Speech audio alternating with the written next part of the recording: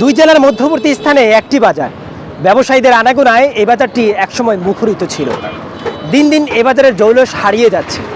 সুপ্রিয় দর্শক শ্রোতা মণ্ডলী, আমন্ত্রণ জানাচ্ছি, সঙ্গে আছি আমি শাওন আহমেদ সাদ। আজ আপনাদেরকে নিয়ে এসেছি নরসিংদী এবং নারায়ণগঞ্জ জেলার মধ্যবর্তী স্থানে অবস্থিত পুরানচর এবং গোপালদী বাজারে। এখানে এসে বিভিন্ন মুরব্বীদের সাথে কথা বলে জানতে পারি, যখন এ বাজারটি গঠন হয় তখন বিভিন্ন ব্যবসায়ীদের আনাগোনায় বাজারটি খুবই জৌলসপূর্ণ ছিল। কিন্তু সেই পুরাতন অলিগলি আর পুরাতন রাস্তাঘাটের কারণে এখনও এই অব্যবস্থাপনার কারণে বাজারটি দিন দিন জৌলস হারাচ্ছে।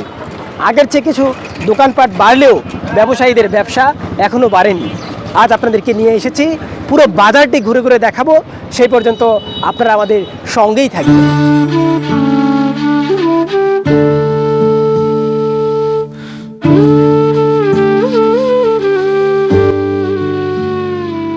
গোপালদী বাজারে ঐতিহ্যবাহী একটা বাজার। আমাদের নরসিংদী মাধবদী ওরা এসে আমার থেকে আনতে ছুতা নিত, ডাল চাল নিত, ওরা নিয়ে ওরা ব্যবসা করত।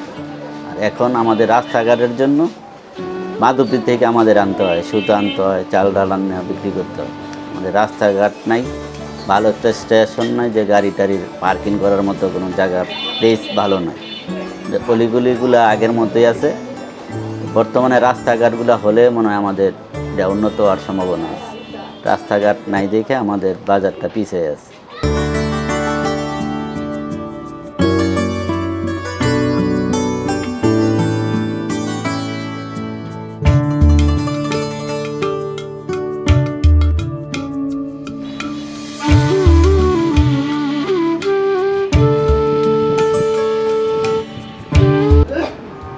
আমি 1998 সাল থেকে এই বাজারে আমি ক্ষুদ্র ব্যবসায়ী হিসাবে আছি আর কি।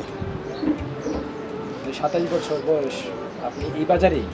হ্যাঁ, এই বাজারে। যখন প্রথম এই বাজারে দোকান দেন তখনকার অবস্থানটা এই বাজারে কীরকম ছিল? এই বাজারের প্রথম অবস্থাটা ছিল স্বাভাবিকভাবেই।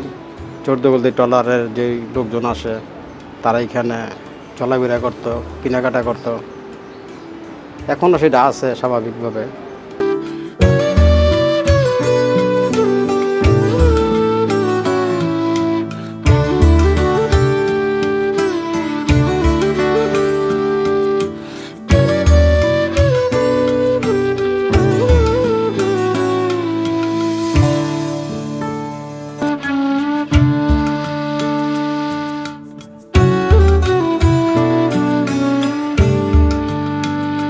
বাজারে আগে কি সুন্দর ভালো ছিল, এখন বর্তমানে এমন পরিস্থিতি হয়েছে, এক গাড়ি গেলে আরেক গাড়ি যাইতে পারে না, একজন মানুষ গেলে আরেক গলিতে আরেকজন মানুষ আসতে পারে না। এই হলো পরিস্থিতি। আবার দেন নদীতে কি পরিস্থিতি, দেন আমরা অনেক ময়লা, ডাস্টবিনে ময়লার অভাব নাই। এখানে আমরা গাড়ি রাখি, এখানে আমরা থাকি, এখানে আমরা খাই। এটা কোনো পরিবেশ হলো? এটা কোনো নীতি হলো? আগে কি সুন্দর ছিল, সরকার কালার খাওয়ার কারণে কি সুন্দর পরিষ্কার ছিল, কত সুন্দর বেচাকেরি ছিল, কত সুন্দর রাস্তা ছিল। এখন